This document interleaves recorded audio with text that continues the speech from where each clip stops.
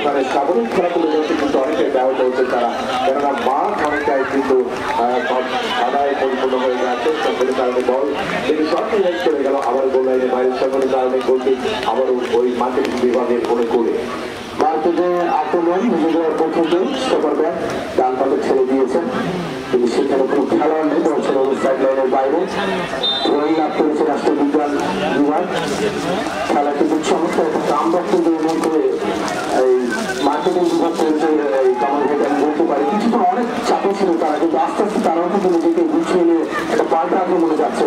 আমার মনে হচ্ছে খেলাটা কিন্তু আস্তে আস্তে উত্তেজনা বেড়ে যাচ্ছে বিদ্যালয়ে। এবারে কিন্তু সুযোগ আছে, মার্কেটিং আক্রমণ চমৎকার ভাবে কাটিয়ে নিয়েছেন, আর একজন দুজনকে কাটিয়ে নিয়ে এখন তবে চমৎকার একটা ডায়মন্ড করে দিয়েছেন।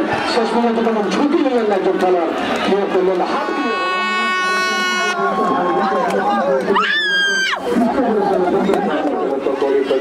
খেলোয়াড় গায়ে বল যেখানে রিপ্লেসে আবারও যে যুবাসী সকাল খেলোয়াড়কে অবৈধভাবে দেওয়ার কারণে সরকারি রেফি এই ধারণা উঁচু করে দিয়েছেন।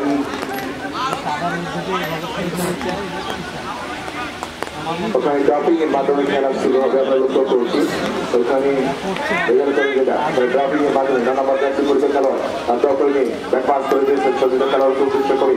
সেখান থেকে 12 নম্বর জাতীয় পরিচয় খেলোয়াড় এরিয়াল করেছেন সচিত খেলোয়াড়ের খেলোয়াড়, আবারও কিন্তু কাউন্টার পাবো না, আবারও রাষ্ট্রবিজ্ঞান বিভাগ তারা বল পেয়েছেন।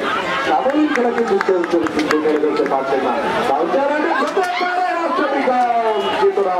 ওই ছিটছিটে পানি আর যে কাদার একটা মিশ্রণে তারা কিন্তু স্লিপিং করছেন, সংগত কারণে মাঠের অবস্থা অত্যন্ত নাজুক হওয়ার কারণে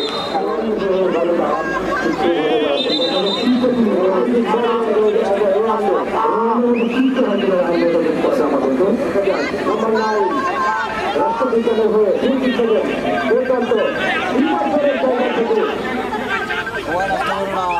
নিজেকে সর্বোচ্চ পরিমাণে প্রস্তুত করে দিচ্ছে।